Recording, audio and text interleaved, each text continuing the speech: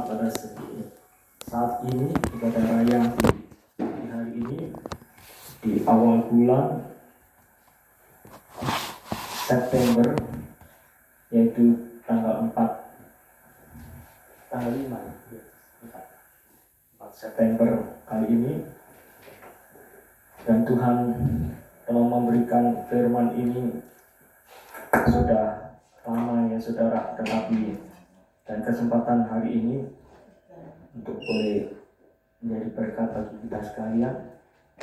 Kita akan bersama-sama membaca di dalam Ulangan pasal yang ke-28 ya saudara.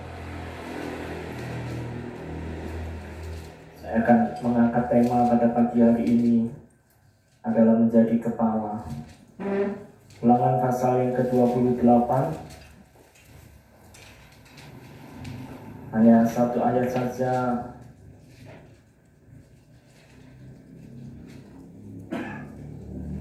Ayat yang ke-13.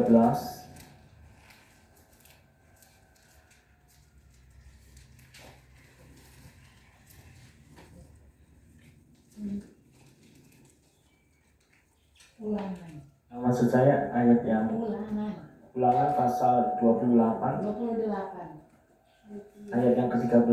Kalau saudara telah menemukannya, kembali saya undang untuk sidang jemaat bangkit berdiri. Kita akan membacakan pembacaan satu ayat ini secara bersama-sama ya saudara. Ulangan 28. Ulangan 28. Ayat 13. Ulangan pasal 28 ayat yang ke-13. Demikian bunyi firman Tuhan. Kita akan baca setelah hitungan yang ketiga. 2, 3. Tuhan akan mengangkat engkau menjadi kepala dan bukan menjadi ekor. Engkau akan tetap naik dan bukan turun apabila engkau mendengarkan perintah Tuhan Allahmu yang kusampaikan pada hari ini. Kau lakukan dengan setia. Amin. Puji nama Tuhan. Tuhan Yesus memberkati dalam pembacaan kita di pagi hari ini dengan suatu tema yang akan kita pelajari secara bersama-sama, menjadi kepala dan bukan ekor ya saudara. Kalau kita mendengar ayat ini mungkin seringkali merupakan ayat-ayat yang disukai oleh setiap anak-anak Tuhan ya saudara. Tetapi tanpa disadari bahwa ayat ini yang dikatakan bahwa Tuhan atau YHWH atau Yahweh ya saudara. Karena kalau dalam kamus Alkitab itu dinyatakan bahwa Tuhan itu adalah sesembahan bangsa Israel atau yang disembah oleh bangsa Israel, yaitu YHWH atau Yahweh ya saudara. Jadi ketika bangsa Israel menyatakan dan mengakui YHWH ini adalah Tuhan yang kudus ya saudara, maka ketika itu pula suatu pernyataan yang sungguh-sungguh disadari yang akan dikerjakan dengan setia ya saudara. Dan dikatakan Tuhan akan mengangkat engkau menjadi kepala dan bukan ekor ketika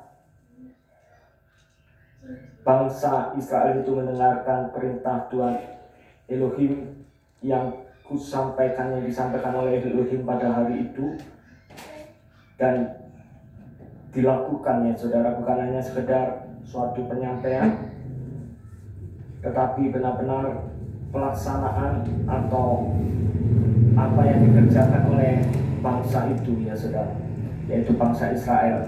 Menjadi kepala saudara bukan suatu image pengertian yang seringkali kita anggap bahwa ketika kita sakit maka kita bukan menjadi kepala. Ketika kita miskin ya saudara, kita menilai secara lahiriah, secara jasmania, apa yang dikatakan sakit maka itu bukan menjadi kepala. Ketika dikatakan dalam kehidupan yang miskin, ya sudah, ini sangat apa yang dimaksudkan oleh firman Tuhan itu bukan mengkotak-kotakkan firman itu, ya sudah, memilah-milah firman itu menjadi sesuatu yang lahiriah dan jasmania, tetapi yang dimaksudkan adalah secara kuantitas dan kualitas, ya saudara. Jadi kita telah menerima suatu kualitas hidup, terlebih kita sebagai orang yang percaya kepada Kristus, ya saudara. Maka ketika kita diangkat menjadi kepala, maka kualitas yang sesungguhnya itu terjadi bagi anak-anaknya, ya saudara.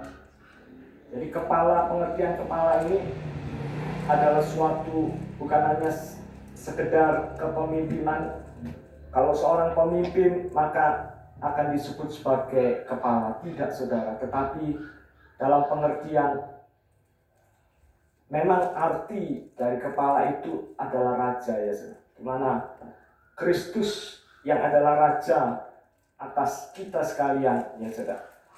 Dan itu telah dikerjakan dan diteladankan oleh Kristus sebagai kepala gereja yang sempurna, dan dia berhak menjadi raja bagi kita.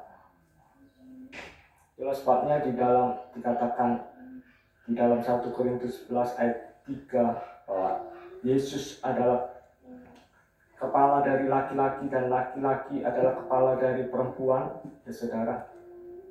Dan kepala dari Yesus adalah Elohim, ya saudara, adalah Bapa.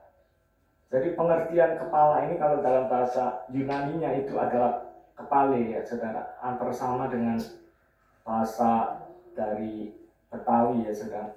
Kepale bahasa Jakarta itu yang mengandung suatu pengertian kepala itu adalah pusat dari tubuh, ya saudara, di mana di sana terletak, ya saudara, bagian-bagian yang di dalamnya yang disebut sebagai kepala, baik itu hidung, mata, telinga, ya saudara, dan juga otak atau pikiran, ya saudara.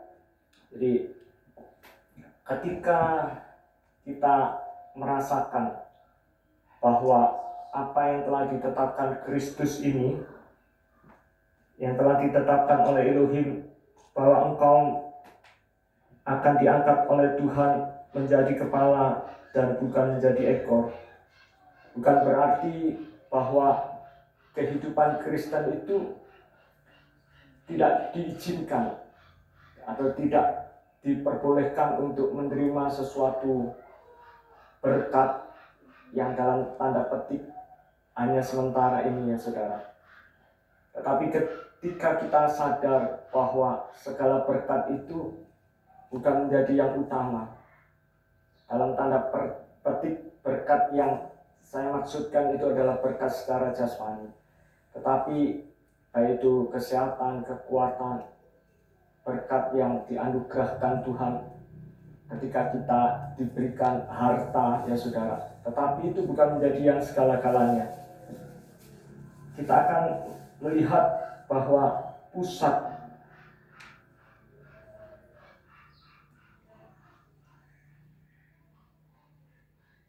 di dalam Kolose pasal 2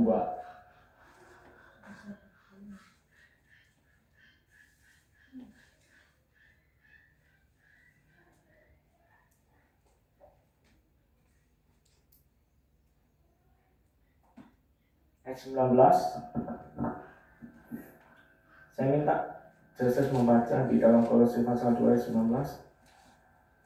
Sedang ia tidak berpegang teguh kepada kepala, dari mana seluruh tubuh yang ditunjang dan diikat menjadi satu oleh urat-urat dan sendi-sendi menerima pertumbuhan ilahinya. Seseorang tidak akan bertumbuh kalau kita tidak berpegang kepada kepala, yaitu Kristus, ya saudara. Dari mana seluruh tubuh yang ditunjang dan diikat menjadi satu. Kalau dalam bahasa Yunaninya kepala ini, ya saudara, adalah memiliki pengertian sebagai penopang, ya saudara.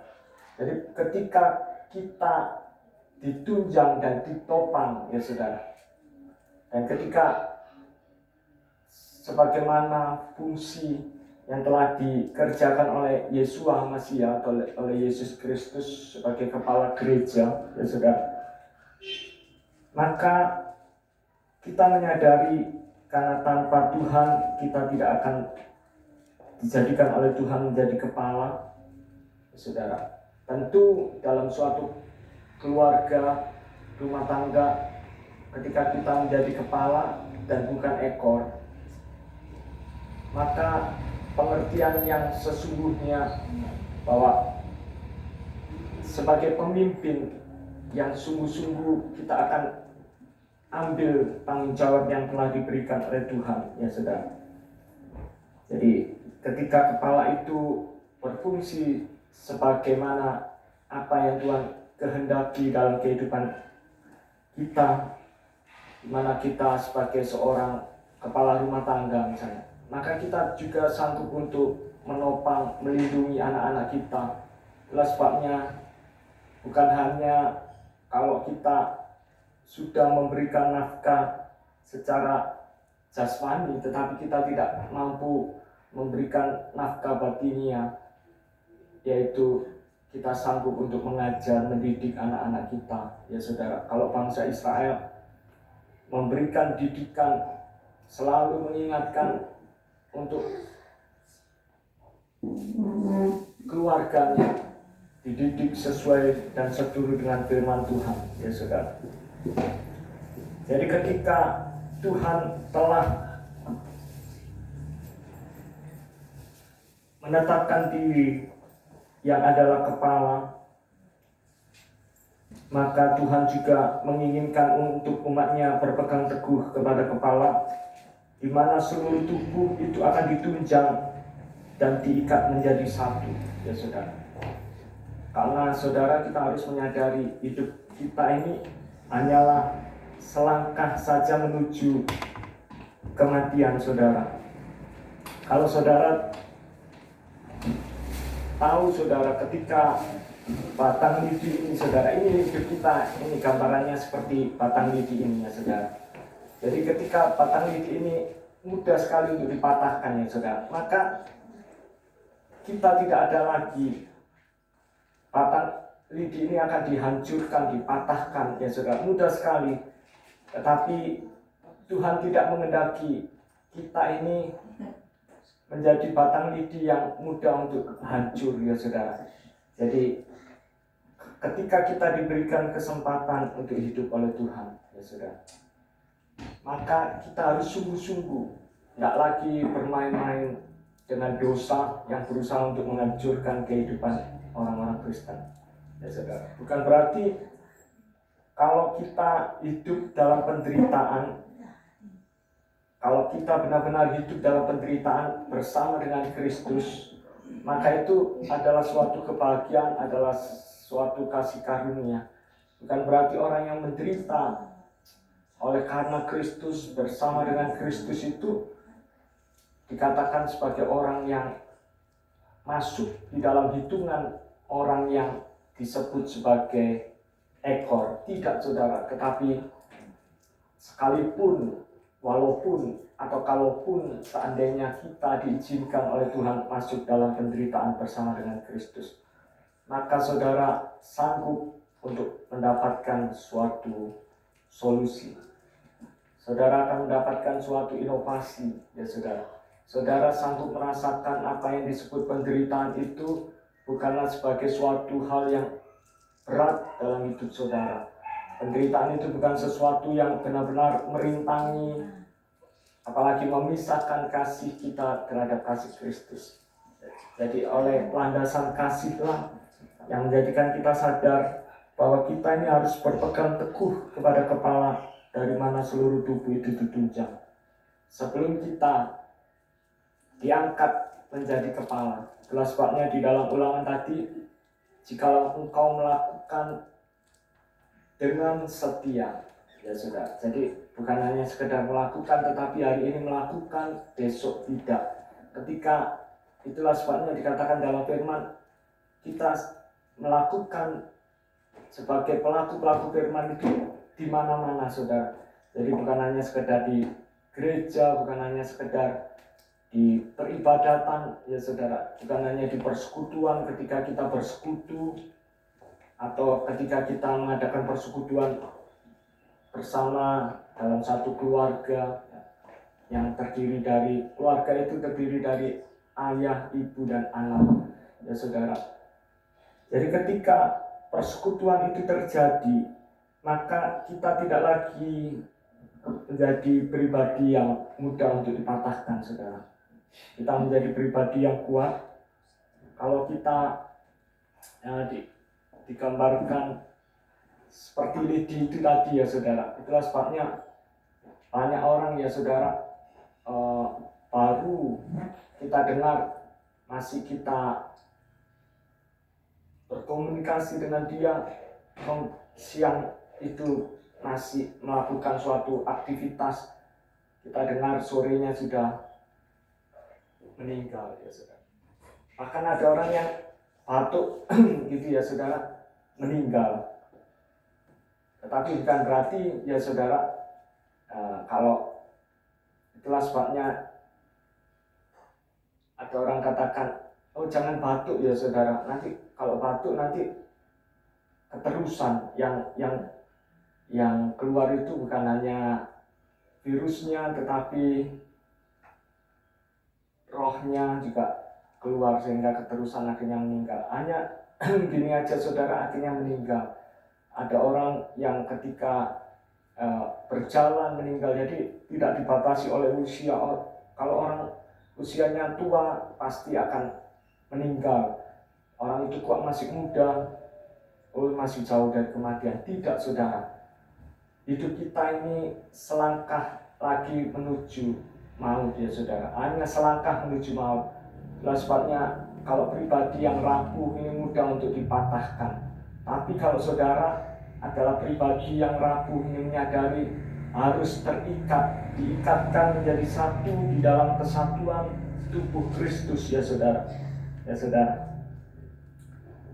Dengan cara apa kita menyadari bahwa kita ini adalah manusia yang lemah, membutuhkan kehidupan yang berbeda dari kehidupan sekarang.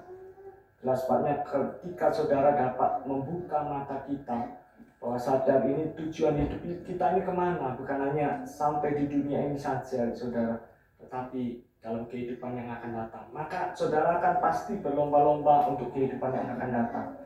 Saya disadarkan oleh Tuhan, saudara, bahkan untuk melakukan hal ini begitu beratnya bagi saya, karena saya masih tawar-menawar dengan Tuhan. Sedangkan yang saya jemput itu oma, opa, ya saudara. Tetapi Tuhan izinkan untuk saudara mengalami suatu proses, untuk saudara memiliki sesuatu hal yang harus saudara korbankan untuk membayar harga, saudara. Itulah sebabnya kalau Tuhan berkenan dan itu menjadi kehendak Tuhan, ketika saya tawar-menawar seperti itu, saudara, Tuhan berkata, sedangkan kalau orang mencari makan, ini apalagi makanan yang rohani, saudara, begitu mudahnya, ya saudara, ketika saya melakukan penjemputan, mereka katakan, oh saya nggak mau ke gereja karena ada urusan ini, urusan itu, ya saudara. Jadi bagaimana kita mudah untuk meremehkan Tuhan.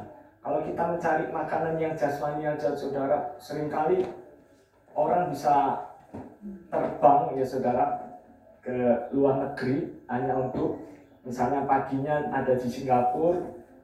Ini bos saya dulu waktu itu, ya saudara, misalnya jam 7 pagi sudah di Singapura, jam 10 sudah mengikuti rapat di Surabaya, nanti sorenya sudah di Kuala Lumpur, saudara. Bahkan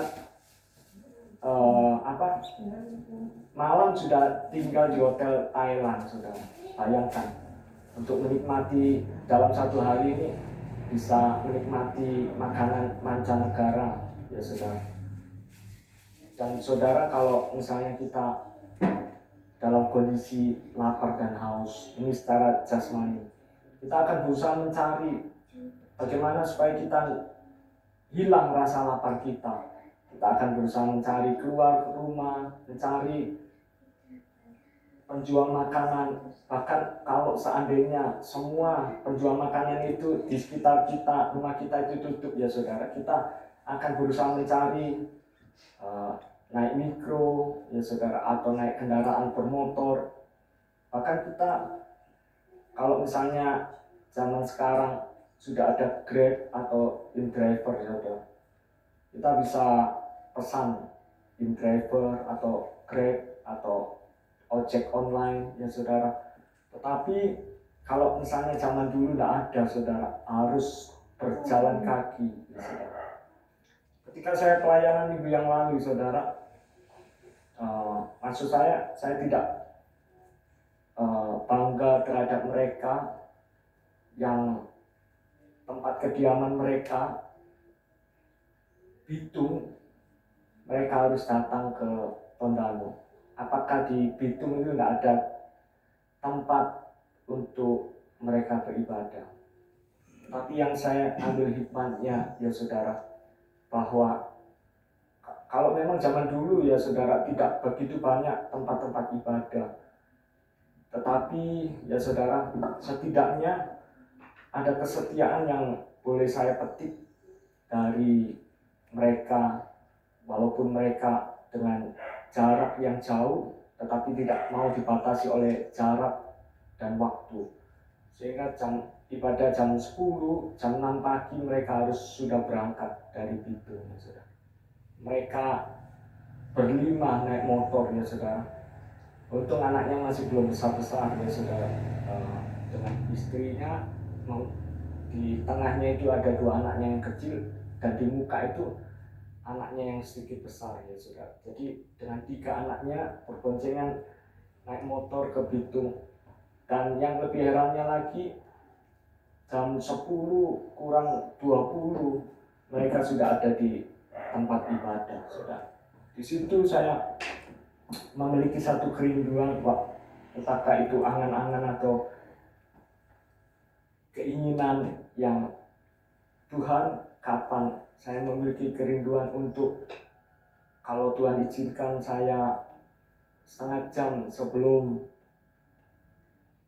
waktu jam ibadah ditetapkan jam 9, supaya saya bisa berada di tempat ibadah, melakukan penyautan terhadap Tuhan, ya saudara, doa penyautan, supaya jemaat ini boleh datang ditarik oleh Tuhan, tidak sebagai jemaat yang merasa, oh ini yang butuh Tuhan atau kita, ya, itu yang menjadi satu pertanyaan. Saya sangat bersyukur ketika jemaat-jemaat Tuhan di tempat ini ada beberapa yang sudah mulai katakan, saya tidak mau dijemput Pak Gembala, saya mau bersama keluarga akan hadir, ya saudara. Dan kalau Tuhan izinkan mulai minggu depan tidak ada penjemputan, tetapi tetap akan diantar, ya saudara. Jadi ini menggambarkan ketika saudara memiliki satu kerinduan, ya saudara, maka Tuhan itu sanggup menyediakan, ya saudara. Jadi ketika saudara misalnya tidak ada uang, saudara boleh nyatakan kepada gembala untuk gembala mengganti uang transport, ya saudara. Jadi puji nama Tuhan, sampai ke hal-hal yang jasmani menjadi kepala dan bukan ekor, tetapi itu bukan menjadi suatu tujuan yang utama. Kita percaya apa yang seperti Daud katakan sebagai orang benar, dan ketika Daud menjadi orang benar, tidak pernah kudapati orang benar itu meminta-minta.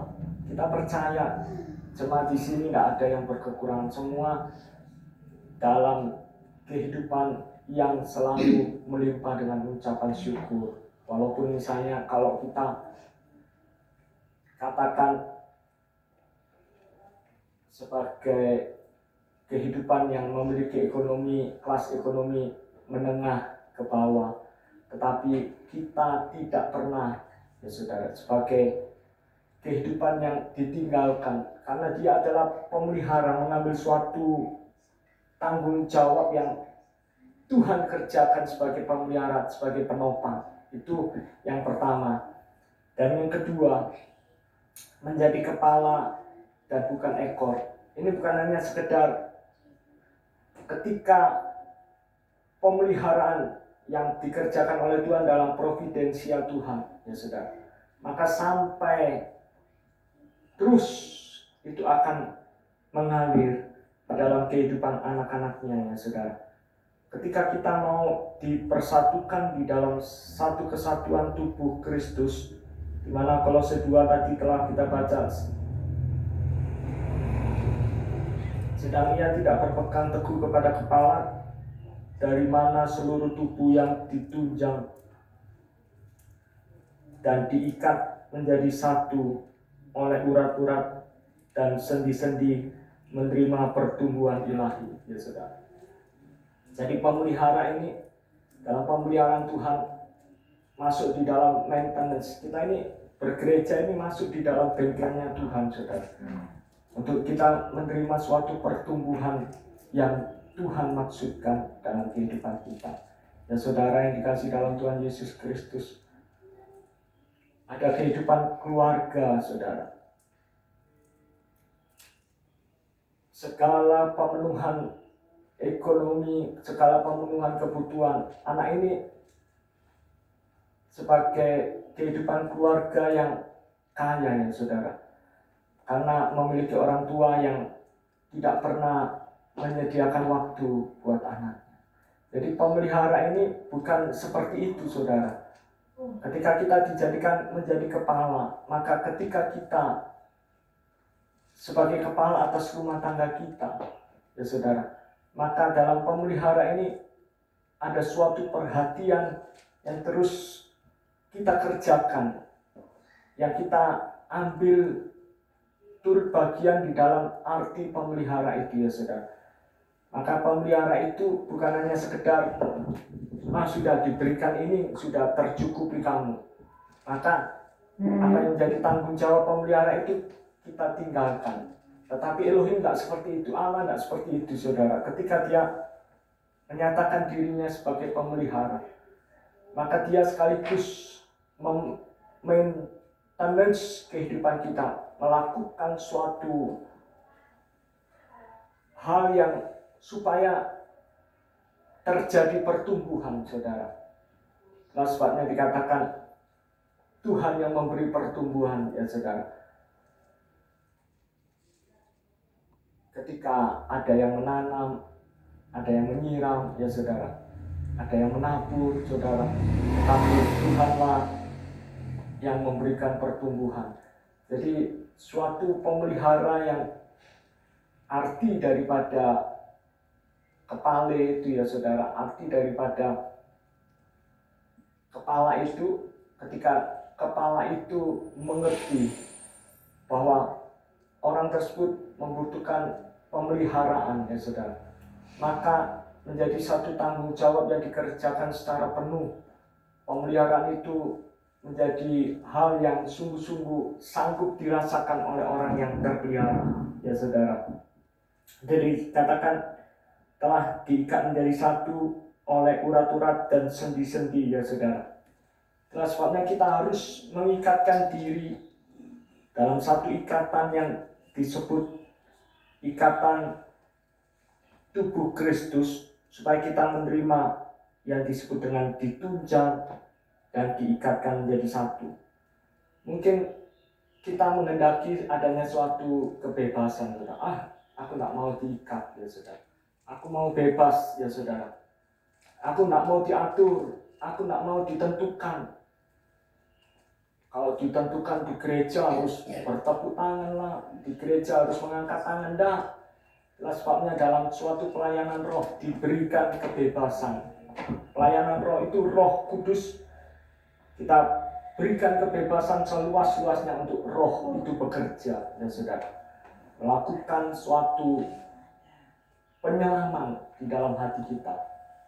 Ya saudara, kalau berbicara tanggung jawab, kita harus mengerti, kita harus paham apa yang menjadi maksud Tuhan. Ketika kita katakan tanggung jawab itu berhenti sampai di sini. Ya saudara, kalau nggak berhenti sampai di sini di hati kita, ya saudara, maka kita akan tidak mau diikatkan menjadi satu. Kita merasa, oh hatiku itu seperti itu, hatiku, kemauan hatiku itu seperti itu, ya saudara. Jadi ketika seorang kepala, ya saudara, pemimpin, tetapi sebenarnya bukan hanya mengandung pengertian pemimpin, ya saudara. Karena kalau pemimpin bisa mengerjakan secara otoriter, sekehendak hatinya, apa yang dia mau, apa pun yang mereka mau kerjakan adalah sesuai dengan kehendak hatinya dan dikuasai dan dikontrol oleh keinginan daging dan kemauan yang bekerja itu, dikuasai, dikendalikan secara sepenuhnya oleh hawa nafsu. Itulah sebabnya tidak pernah kita dengar ada nafsu, ya saudara.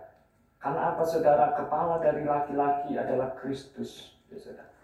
Jadi ketika seorang suami tunduk kepada Kristus sebagai kepala, maka secara otomatis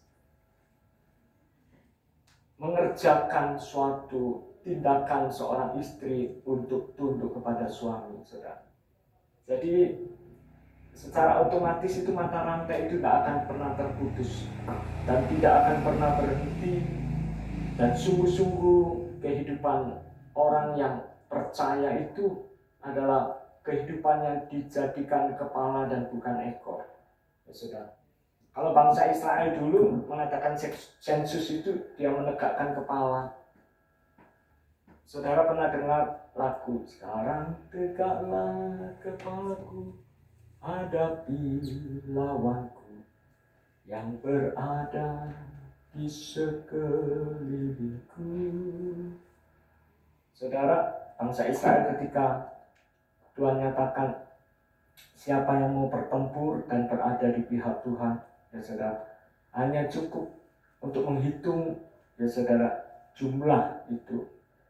Tetapi dalam pengertian yang sesungguhnya itu adalah jumlah secara kualitas, ya saudara, bukan hanya nilai normatif, nilai dari jumlah itu sendiri, saudara. Mereka menegakkan kepala. Jadi itu secara sensus itu dilakukan oleh Tuhan. Kembali lagi, kalau kita menjadi pribadi yang teguh, ya saudara, mau diikatkan dalam kesatuan yang berbeda untuk menerima dan ditunjang, diikatkan menjadi satu, saudara, tentu kita akan sulit untuk dipatahkan, saudara. Apalagi kalau pribadi itu melekat, saudara, kepada dinding ini. Saudara bisa bagaimana cara mematahkan pensil dan tidak bisa, saudara. Ini menjadi pribadi yang teguh dan kuat. Jadi selemah apapun, ya saudara, termasuk kalau sapu lidi ini, ya saudara, yang kita ini adalah bagaikan sapu lidi yang mudah sekali untuk patah, saudara, dan hancur. Tetapi kehidupan yang hancur ini ketika diikatkan menjadi satu, ya saudara, mereka tidak lagi dapat terpisahkan dari kasih. Dan kasih itulah yang mendasari kehidupan kita untuk menjadi kepala dan bukan ekor. Karena apa saudara? Firman itu diberikan bagi kita untuk menuntun setiap langkah kita, menjadikan kehidupan kita tidak lagi menjadi kehidupan yang keras hati. Oh, aku maunya seperti ini, ya saudara. Gembala kok anak mau tahu? Aku mau. Kalau gembala itu pernah ada pribadi katakan, kalau gembala tidak bisa menuruti apa yang aku mau, maka aku akan cari gembala yang lain, saudara.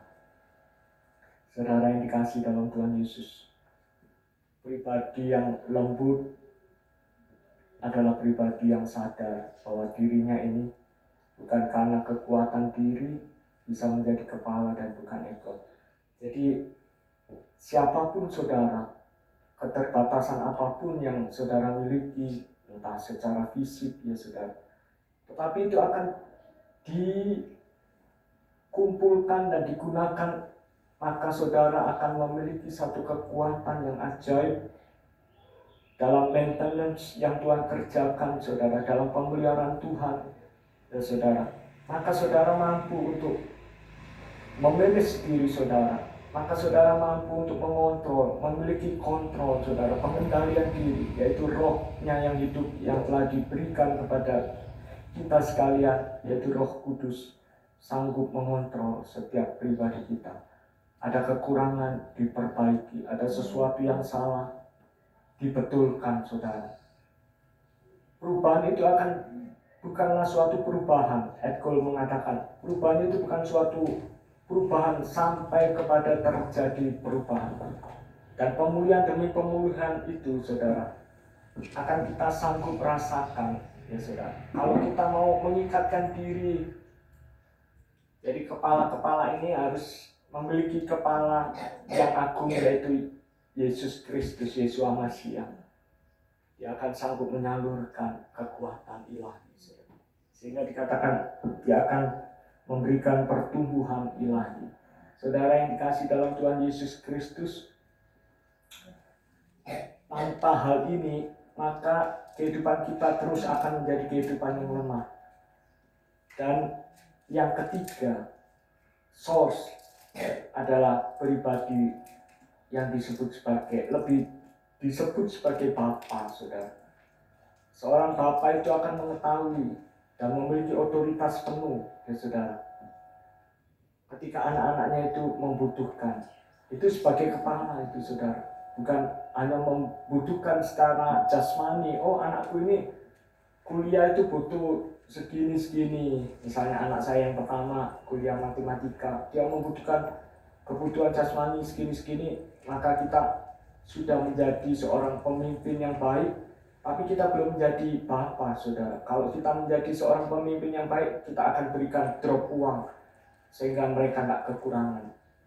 Anak Joses misalnya di Fakultas Kedokteran jurusan keperawatan ya saudara, dia membutuhkan biaya sekian, saya drop untuk baik untuk kebutuhan hidupnya, kebutuhan untuk transportasi dan lain sebagainya.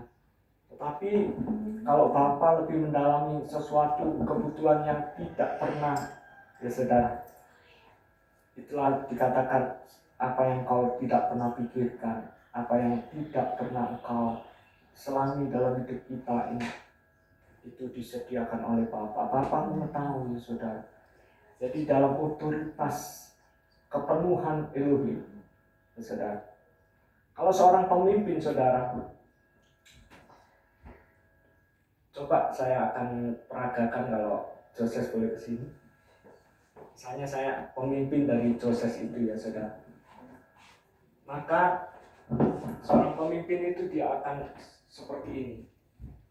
Joses duduk, maka Joses ketika dia melakukan taat, dia duduk ya saudara. Seorang pemimpin itu akan menekan, dia menekan, Joses duduk begitu. Dia ketika Joses ini berusaha untuk melakukan suatu perlawanan, maka dia seolah-olah menerima itu secara paksa ya, menerima itu secara keberatan, berusaha melakukan suatu pemberontakan saudara dengan paksa, dan dia akan menekan terus. Ini seorang pemimpin. Kalau seorang bapa, ketika Joses ini dalam posisi berdiri dan pemimpin ini menghendaki supaya seorang bapa ini menghendaki supaya Joses ini melakukan, maka pemimpin terlebih dahulu dia akan berusaha untuk mendalami ya saudara, untuk supaya Joses pun mengikuti apa yang diteladankan oleh seorang bapa. Dan bapa ini mengerti, ini sebagai seorang kepala ini adalah bapa yang mengerti, bapa yang mengetahui, bapa yang mendalami, bapa yang mengerti, mengetahui, sehingga ketika Joses dalam kejatuhan, bapa ini akan berusaha mengangkat, dia tidak menekan saudara, dia akan mengangkat untuk supaya sanggup untuk berdiri. Itu seorang bapak sos ya saudara. Ada seorang, boleh kembali, ada seorang keluarga saudara. Ini kisah nyata, ada seorang keluarga, bagaimana kehidupan seorang bapak yang hanya memberikan suatu video yang negatif, saudara. Sehingga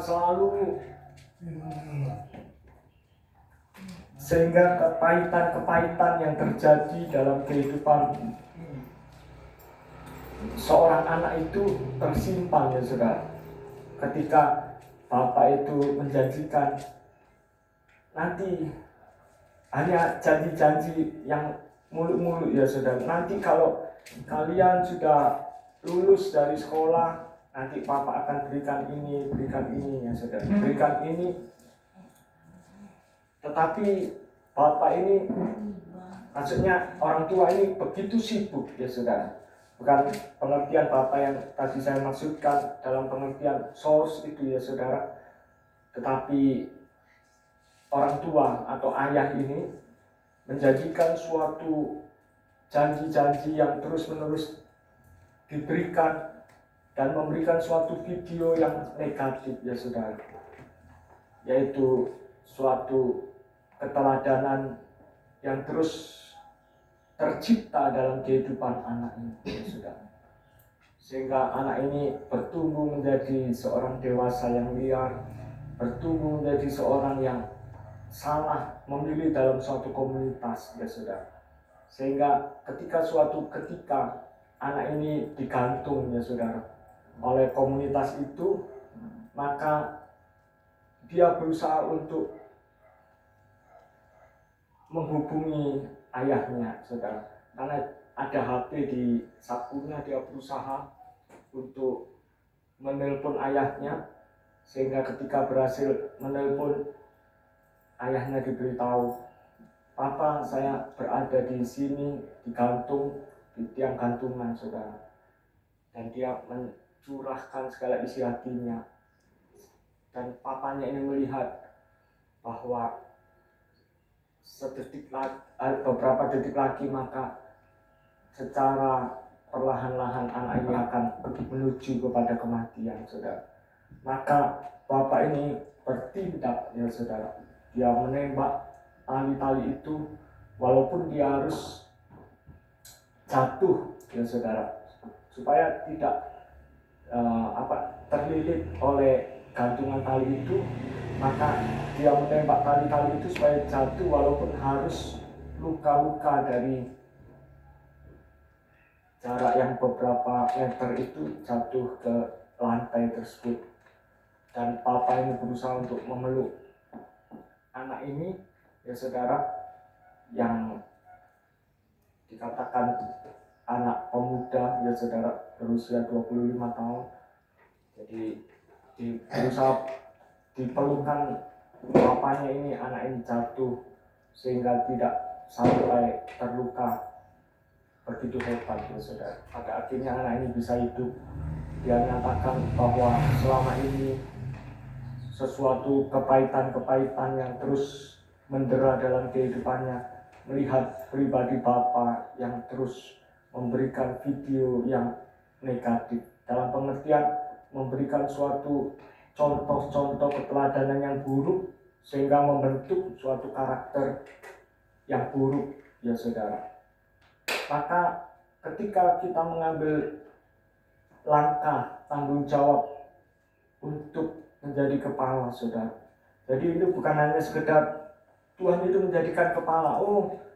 Tentu kalau kita seturut dengan kehendak Tuhan, melakukan apa yang Tuhan perintahkan, kita setia sampai akhir, maka kita akan diberkati menjadi kepala dan bukan ekor ya saudara. Kita ini bukan hanya sekedar dijadikan pemimpin yang baik, bukan pemimpin yang otoriter, tetapi pemimpin yang baik, pemimpin yang sanggup untuk diteladani dan memberikan keteladanan, pemimpin yang sungguh-sungguh mengerti dan memiliki hati Bapa saudara. Jadi itu sampai kepada langkah sos itu ya saudara. Ketika Bapa itu memberikan keteladanan yang positif terhadap anak-anaknya, maka kehidupan yang siap menjadi kepala dan bukan ekor adalah pribadi yang mengetahui sampai sejauh mana ya saudara perkembangan anak-anaknya ya saudara. Jadi kita telah ditetapkan, kita memiliki kepemimpinan ya saudara, pemimpin-pemimpin yang ditetapkan oleh Tuhan ada di dunia ini. Tetapi ada banyak penyelewengan yang dilakukan, yang dikerjakan oleh pemimpin itu, sehingga tidak dapat disebut dan memiliki suatu predikat Bapa itu. Jadi kepala itu sebagai tiang penopang, kepala itu juga sebagai pemelihara, memberikan maintenance, dan kepala itu juga sekaligus Bapa yang mengerti setiap kebutuhan anak-anaknya ya saudara. Jadi kalau seorang suami menjadi kepala atas istri ya saudara, maka bukan hanya kita sanggup menyatakan, walaupun kita menyatakan sayang beribu kali sayang kepada istri kita, tetapi satu kali pun sayang itu bukanlah sayang yang keluar dari hati yang tulus mengasihi, dari hati yang sungguh-sungguh memiliki kasih Kristus yang telah diikatkan dalam kehidupan kepala itu saudara. Saudara yang dikasihi dalam Tuhan Yesus Kristus, ada sesuatu kebenaran yang lebih dan banyak lagi hal yang dapat kita pelajari sebagai dari pengertian dari kepala itu saudara. Jadi kualitas yang sungguh-sungguh yang diinginkan Tuhan, alangkah naifnya dan kita sungguh-sungguh mengecilkan kuasa Tuhan kalau kepala itu hanya sekedar pengertian. Kalau kita sehat itu adalah kepala, kalau kita tidak sakit itu kepala, kalau kita tidak pernah mengalami kebangkrutan, kegagalan, itulah kepala saudara.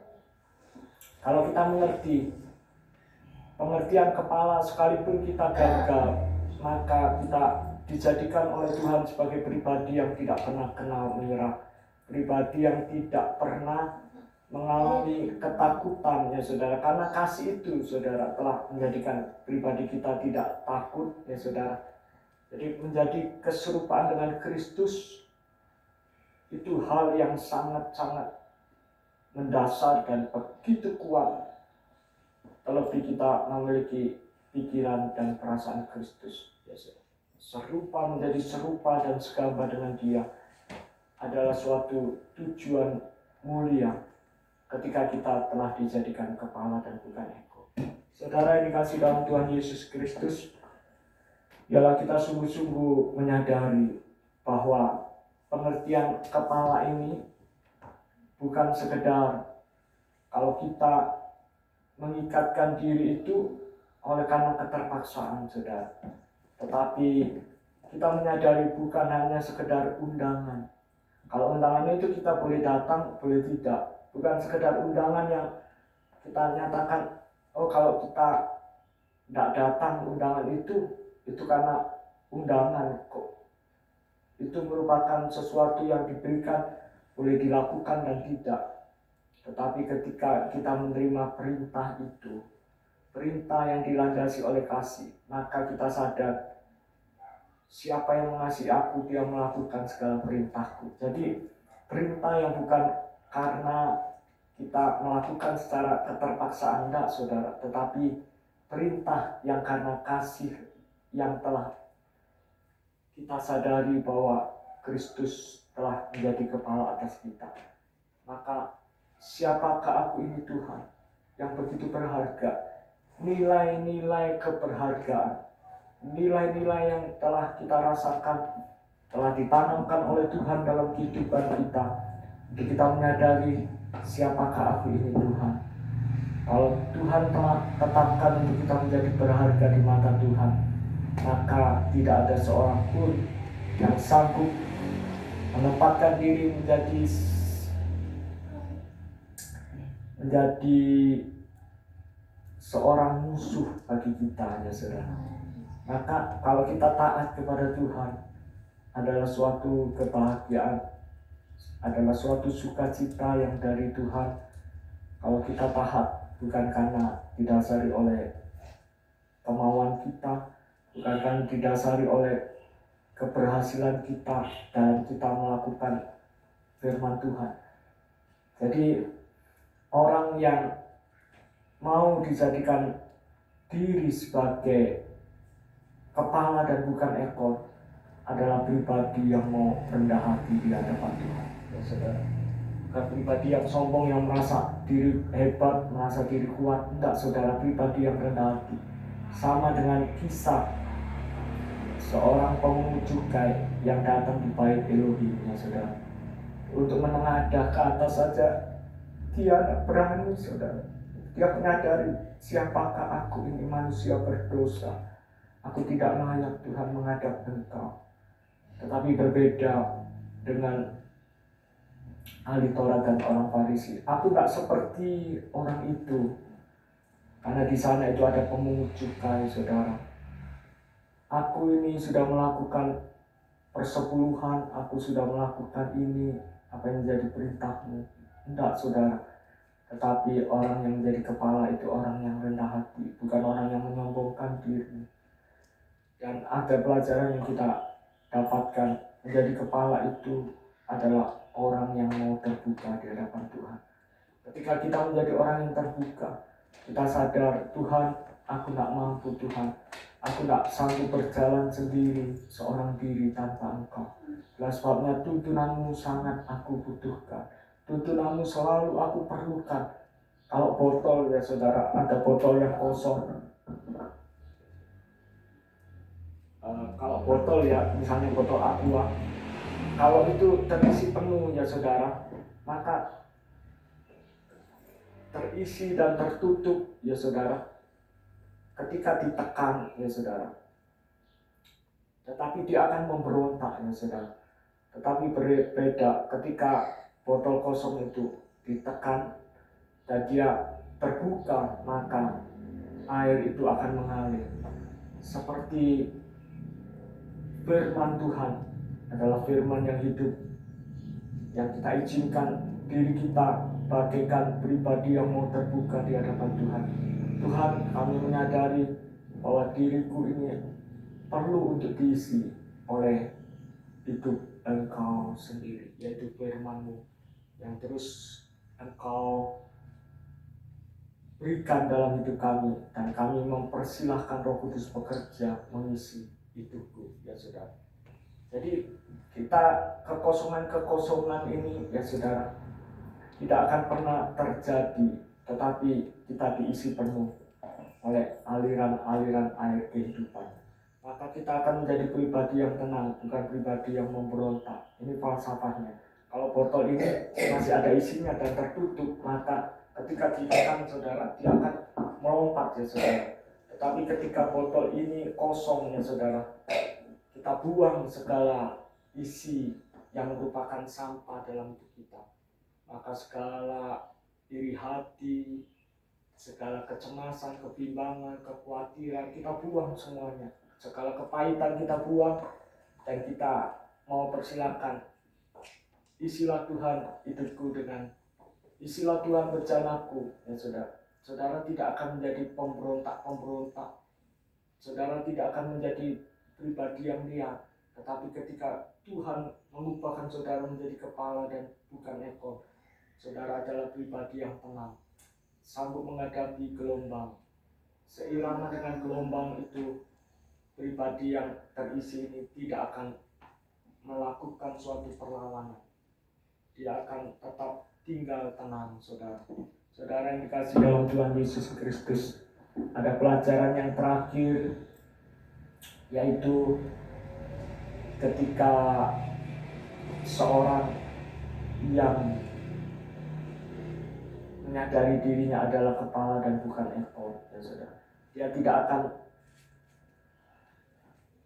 mengekor, ya saudara. Dia mengetahui bahwa kita ini adalah dijadikan berharga di mata Tuhan, menjadi kepala, maka kita tidak akan mengikuti ilah bangsa-bangsa. Kita menyadari bahwa berhala yang sesungguhnya ini, ya saudara, bahkan diri kita, hobi kita yang seringkali menjadi suatu berhala dalam hidup kita, bahkan sesuatu yang merupakan sesuatu yang kita idola-idolakan, saudara, sesuatu yang kita anggap lebih berharga daripada pribadi Tuhan itu sendiri, sehingga kita tidak sanggup memberikan hati kita kepada Tuhan, untuk Tuhan isi, untuk Tuhan berhadirat, untuk Tuhan tinggal, untuk Tuhan memberikan urapan yang baru bagi kita, saudara.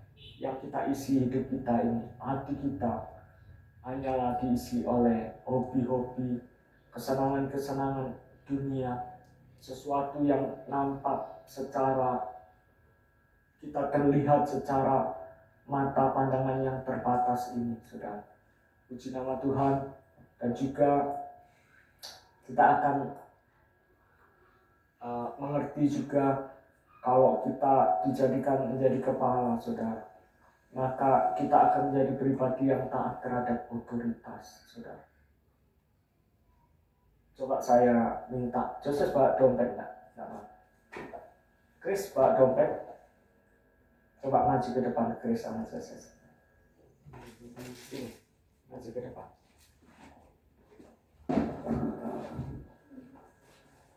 Kalau misalnya ini dia, saudara, ini seumpama dompet ya, misalnya ini dimiliki oleh Joseph, ya saudara. Misalnya dimiliki oleh Joseph, ini seandainya dompet, saudara menghadap ke Joseph, menghadap ke jemaat, Chris juga menghadap ke jemaat. Dan sebagai kepala ini, saudara, saya memiliki otoritas dan Joseph tunduk terhadap otoritas, ya saudara.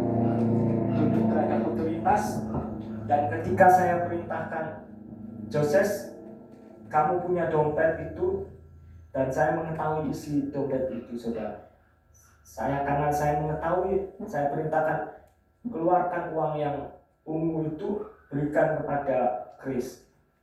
Dan Joseph ini taat, saudara, melakukan apa yang saya perintahkan. Ini arti menjadi kepala dan bukan ekor, ini taat dan tunduk, ya saudara. Dan karena Joseph memberikan itu, tidak merasakan, waduh, ada sesuatu yang kurang, alangkah sayangnya, tetapi hanya taat terhadap otoritas. Karena saya sebagai pemelihara, karena saya sebagai penopang, ya saudara, apa yang dibutuhkan oleh Joseph ini sudah saya topang dan saya tinggal. Dan Joseph ini masih memiliki berkat yang lain. Saya mengetahui berkat yang dimiliki ini, ya, saudara, tidak sebanding, ya saudara, dengan apa yang dikeluarkan. Ketika saya perintahkan Joseph memberikan uang 10.000, maka Joseph akan kehilangan ini yang menjadi sesuatu yang telah saya salurkan, saudara. Tidak, saudara, tetapi tetap Joseph masih memiliki, ya saudara. Ini misalnya masih ada uang 50.000 atau 100.000, ya saudara. Tentu Tuhan akan, ketika Tuhan memberikan suatu berkatnya itu, maka saudara, Joseph ini tidak akan merasa egois, ya saudara. Ada berkat yang harus dikorbankan, ada berkat yang harus dipersembahkan kepada mereka. Karena apa, saudara? Landasan kasih itulah yang telah membentuk suatu karakter, ya saudara. Ketika pribadi saya telah hidup dan hadir dalam kehidupan Joseph, maka mudah sekali untuk Joseph mengerjakan itu dengan segala ketaatan, saudara. Berbeda kalau saya tidak pernah menopang, tidak pernah saya tunjang apa yang jadi kebutuhannya Joseph, ya saudara.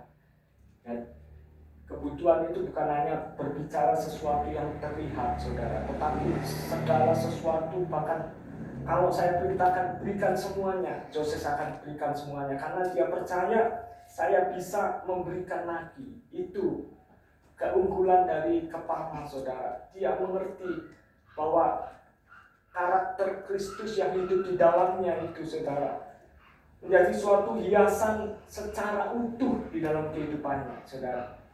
yaitu yang dikatakan hidup adalah Kristus, ya saudara. Jadi kehidupan saya yang hadir dalam kehidupan Joses. Jadi bukan hanya sekedar menopang, bukan hanya sekedar pemelihara, tetapi Bapalah yang hadir dalam kehidupan Joses, ya saudara. Sehingga ketika Joses ini sanggup memberikan kasihnya terhadap Kris ini, saudara, maka Kris ini secara otomatis diikatkan menjadi satu di dalam suatu persekutuan. Dan indahnya inilah yang disebut dengan indahnya sebagai kepala. Makanya ketika Tuhan angkat kita menjadi kepala dan bukan ekor ini, Tuhan ini ingin menyediakan suatu keindahan bagi kehidupan orang yang taat kepada Dia. Saudara yang dikasih dalam Tuhan Yesus Kristus, puji nama Tuhan, boleh kembali ke tempat. Jadi ini bukan hanya sekedar ilustrasi, saudara. Bagaimana seorang bapa bisa hadir dalam kehidupan anak-anaknya, ya saudara. Dan sungguh-sungguh adalah sesuatu yang mulia ketika anak-anak ini menyadari bahwa Bapa itu selalu hadir dalam kehidupan. Kehadiran Tuhan ini tidak akan sanggup dirasakan kalau kita tidak mau melekat membina hubungan dengan Dia, saudara.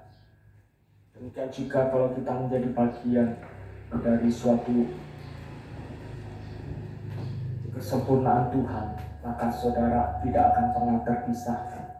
Bagaikan seperti ini, pensil kalau berdiri sendiri-sendiri mudah sekali untuk dipatahkan, ya saudara. Termasuk pensil ini yang begitu kuat, merasa diri kuat, tetapi ternyata masih bisa untuk dipatahkan, saudara.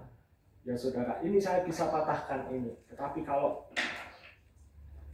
disatukan dengan Kristus, maka tidak ada kesempatan bagi lawan-lawan kita untuk menjatuhkan kita, mematahkan kita. Itulah keunggulan menjadi anak-anak Tuhan yang mau menyadari bahwa diri kita ini adalah kepala dan bukan ekor. Kalau saudara hanya mau taat terhadap perintah gembala, misalnya gembala perintahkan,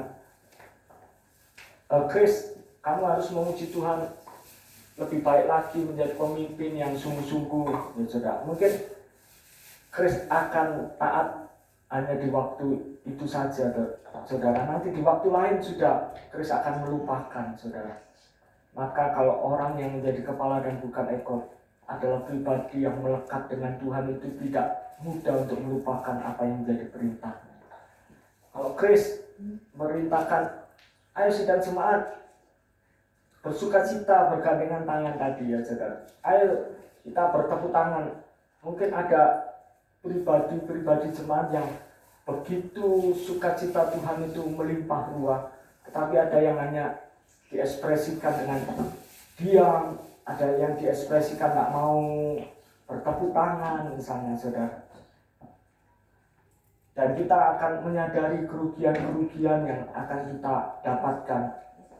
Itulah sebabnya jangan sampai kutuk yang seharusnya itu diterima oleh ekor, ya saudara, yang seharusnya diterima oleh dunia itu, tetapi kita terus kerjakan, saudara.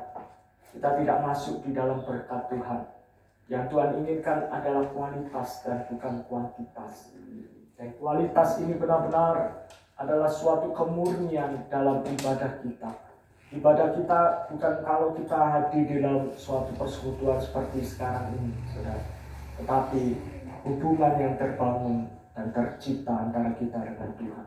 Puji nama Tuhan, dalam firman ini menjadi suatu rema dalam hidup kita. Sungguh-sungguh terbangun, tercipta kasih Kristus di dalam hidup kita. Dan kita benar-benar adalah pribadi yang kuat di dalam Tuhan. Dan kita sanggup menyatakan bahwa kasih Kristus itu hidup bukan dengan kesombongan, bukan dengan kebisaan kita, tetapi dengan kerendahan hati kita. Tuhan, siapakah aku ini? Manusia yang sesungguhnya tidak layak untuk menerima penghargaan dan suatu keagungan, kemuliaan demi kemuliaan yang Tuhan nyatakan. Saudara, saudara bisa sakit, saudara bisa mengalami kegagalan, saudara bisa mengalami kerugian dan kebangkrutan, tetapi saudara tidak bisa terpisahkan dari kasih Kristus. Itulah hal yang mendasar ketika kita telah dijadikan kepala dan bukan ekor. Haleluya, puji nama Tuhan. Siapakah aku ini, Tuhan? Jadi biji matamu, dengan apa kan ku balas Tuhan, selain puji dan sembah. Jemaat Tuhan, tanpa saya perintahkan untuk kalau rindu untuk bangkit berdiri, kita memujikan dengan suatu keadaan yang kita sadari siapakah diri kita. Kita bangkit berdiri, kita memuji Tuhan tanpa diperintah. Kita memuji dengan kita nyatakan kasih yang aku dapatkan. Inilah kasih yang aku bisa berikan kepada siapakah aku ini, Tuhan. Kita silakan untuk pelayan perjamuan kudus.